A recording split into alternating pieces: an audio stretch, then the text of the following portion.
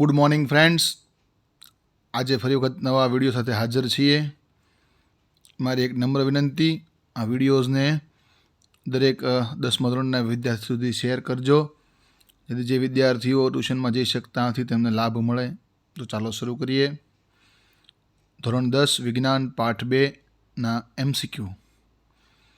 જો તમારા ઘરમાં કોઈ સભ્ય વધુ ખાવાને કારણે એસિડિટીને સમસ્યાથી પીડાય છે, તો તમે નીચેના પૈકી કયો ઇલાજ એને આપશો? તો આપણને ખબર છે કે એસિડનો નાશ કરવા માટે આપણે બેઝ આપવું પડે. વારંવાર બોર્ડમાં પૂછાતો પ્રશ્ન, એટલે આપણે તેને બેકિંગ સોડાનું દ્રાવણ આપીશું. બીજો પ્રશ્ન, એસિડ સ્વાદે ખાટા હોય છે, જે આપણે નાનપણથી જાણીએ છીએ, એટલે એસિડ સ્વાદે ખાટા હોય છે. બેઝ સ્વાદે કડવા હોય છે, આપણે ખ્યાલ છે બેઝ છે સ્વાદે કડવા હોય છે. કડવા કરતાં તો અહીંયા તુરા શબ્દ વાપરવો જોઈએ. બંને ઓપ્શન છે, પણ મારા મતે બેઝ સ્વાદે તુરા એવો શબ્દ યુઝ કરવો જોઈએ. એટલે અહીંયા સેજ બી અને સી બંનેની સંભાવના છે, એટલે આ MCQ આપણે સ્કીપ કરશું. નીચેનામાંથી કુદરતી સૂચકનું ઉદાહરણ કયું છે? તો એમાં આવશે હળદર. હળદર જે છે એ કુદરતી સૂચક છે.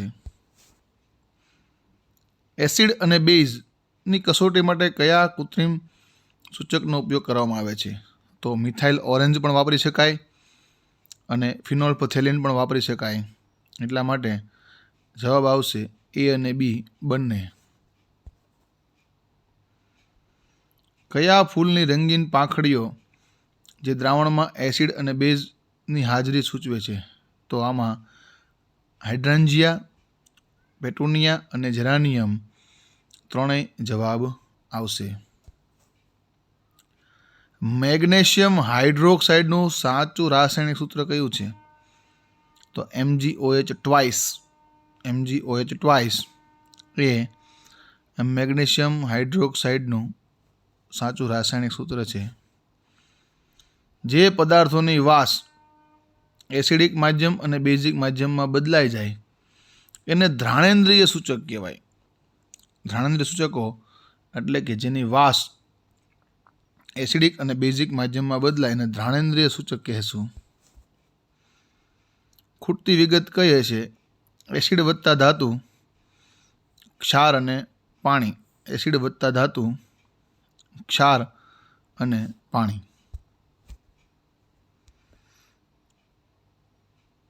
સોરી, અહીંયા એક ભૂલ છે. હું એસિડ વત્તા બેઝ, ક્ષાર અને પાણી બોલ્યો.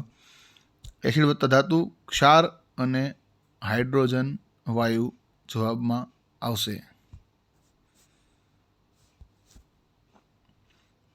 સોડિયમ હાઇડ્રોક્સાઇડની ઝિંક ધાતુ સાથે પ્રક્રિયા કરવાથી મુખ્ય કઈ નિપજ મળશે? તો સોડિયમ ઝિંકેટ મળશે, એટલે Na2ZnO2 મળશે. નીચેનામાંથી કયું કેલ્શિયમ કાર્બોનેટનું સ્વરૂપ નથી? તો અહીંયા ફોડેલો ચૂનો એ કેલ્શિયમ કાર્બોનેટનું સ્વરૂપ નથી. એસિડ અને બેઝ વચ્ચે પ્રક્રિયાથી ક્ષાર અને પાણી મળે તેને શું કહે? તો આ પ્રક્રિયાને તટસ્થીકરણ પ્રક્રિયા કહે છે. કેવા પ્રકારના ઓક્સાઇડને બેઝિક ઓક્સાઇડ કહે છે? તો અધાત્વીય ઓક્સાઇડ એસિડિક હોય અને ધાત્વીય ઓક્સાઇડ બેઝિક હોય. યાદ રાખજો ખાસ, એટલે યાદ રાખવાનું. અધાતુના ઓક્સાઇડ એસિડિક અને ધાતુના ઓક્સાઇડ બેઝિક.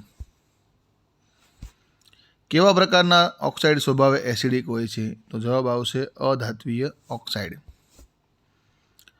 નીચેનામાંથી આલ્કલી બેઝનો ગુણધર્મ કયો છે? તો આપેલા બધા જ.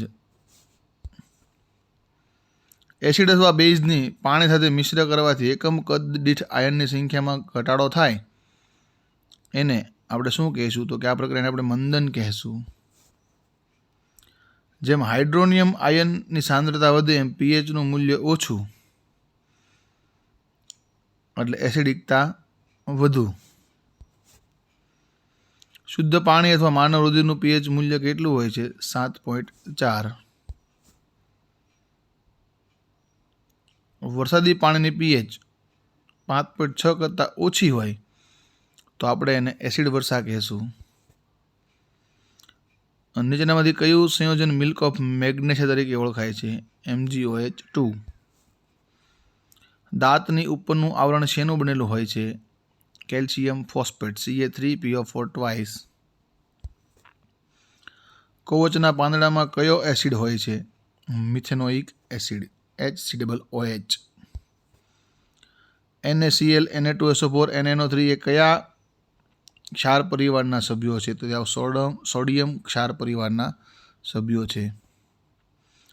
ક્લોર આલ્કલી પદ્ધતિ વડે શેનું ઉત્પાદન થાય છે? તો કે સોડિયમ હાઇડ્રોક્સાઇડનું ઉત્પાદન થાય છે NaOH. વિરંજન પાવડરની બનાવટ માટે ઉપયોગી પદાર્થ કયો છે? તો ક્લોરીન વાયુ અને શુષ્ક ફોડેલો ચૂનો, જેના વડે વિરંજન પાવડર બનાવી શકાય. નીચેનામાંથી વિરંજન પાવડરનું રાસાયણિક સૂત્ર કયું છે? તો કે CaOCl2 કેલ્શિયમ ઓક્સીક્લોરાઇડ. વિરંજન પાવડરનો ઉપયોગ જણાવો. આપેલ બધા જ સુતરાઉ કાપડના વિરંજન માટે, રાસાયણિક ઉદ્યોગમાં ઓક્સિડેશન પ્રક્રિયક તરીકે, પીવાના પાણીને જંતુમુક્ત કરવા માટે. બેકિંગ સોડાનું રાસાયણિક સૂત્ર શું છે? NaHCO3. ધોવાના સોડાનું રાસાયણિક સૂત્ર શું છે? Na2CO3 10H2O. ધોવાના સોડાનો ઉપયોગ જણાવો. કાચ, સાબુ અને કાગળ બનાવવા માટે, બોરેક્સની બનાવટમાં અને પાણીની સ્થાયી કઠિનતા દૂર કરવા માટે. પ્લાસ્ટર ઓફ પેરિસનું રાસાયણિક સૂત્ર જણાવો. કેલ્શિયમ સલ્ફેટ હેમિહાઇડ્રેટ એટલે CaSO4 1/2H2O. પ્લાસ્ટર ઓફ પેરિસના ઉપયોગ જણાવો. ભાંગેલા હાડકાં ગોઠવવા, રમકડાં બનાવવા, સપાટીને લીસી બનાવવા માટે. આપેલા બધા જ. નીચેનામાંથી કયા બંને ક્ષારોની જોડ એસિડિક છે? તો જવાબ આવશે D, CuSO4 અને AgNO3. નીચેનામાંથી કઈ જોડ ખોટી છે? તો ટમેટામાં ટાર્ટરિક એસિડ, આ જોડ છે એ ખોટી છે. નીચેનામાંથી કઈ ક્લોર આલ્કલી પદ્ધતિમાં જે પ્રક્રિયા થાય છે કઈ સાચી પ્રક્રિયા છે આપણે કહેવાનું છે? તો જવાબ આવશે D, NaCl + H2O gives NaOH, Cl2 અને H2. નીચેનામાંથી કયો એસિડ ક્ષાર બનાવતો નથી? તો કાર્બોનિક એસિડ ક્ષાર બનાવતો નથી. સોડિયમ બાયકાર્બોનેટ ધરાવતી કસનળીમાં જ્યારે તમે એસિટિક એસિડના કેટલાક ટીપા ઉમેરો ત્યારે શું થશે? તો કે રંગવિહીન અને સ્વાદવિહીન વાયુના પરપોટાનું નિર્માણ થશે, જે કાર્બન ડાયોક્સાઇડ વાયુની હાજરી બતાવે છે. જો તમે એક કસનળીમાં કેટલુંક નિશ્ચિત પાણી લ્યો, ત્યારબાદ સમાન માત્રામાં એસિડિક એસિડ ઉમેરી ટેસ્ટ ટ્યુબને બરાબર હલાવો, ત્યારબાદ કસનળીને સ્ટેન્ડમાં હલાવ્યા વગર થોડી વાર મૂકી રાખો. 5 મિનિટ બાદ તમે શું અવલોકન કરશો? તો એસિટિક એસિડ અને પાણી સંપૂર્ણપણે મિશ્ર થઈ એક રંગવિહીન દ્રાવણ બનાવશે. આગે કાર્બનિક એસિડ મોટાભાગે પાણી સાથે ભળતા હોય. નીચેનામાંથી આયરન ક્લોરાઇડ અને આયરન 3 ક્લોરાઇડને અલગ કરવા માટે ઉપયોગી શું છે? તો કે NaOH.